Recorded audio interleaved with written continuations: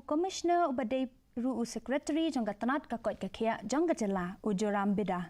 Mentagasi ulaong ba ulasau kendit shibun bantip bahapok jela Mikhalia kamdan kanu kacaka banno senyang ya kidukot met jengki beriu lani kanu kaseng ka bapet ya kani ulakren hakaway ka program bala ai kerteng ka deceased organ donation and the way forward.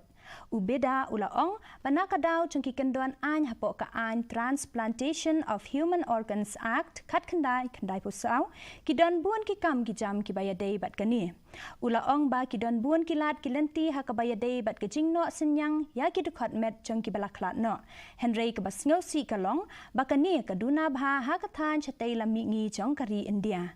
Ulaong ba kamdon kanu kathiar kababyang banbu ya kidukot met brio baladep no senyang nakani kadaw buan na kidukot met jengki brio balaklat no sham lala ban bu thiar yaki bat kumta la ban of Human Organs Act 94 which has been amended from time to time. It's not a cakewalk.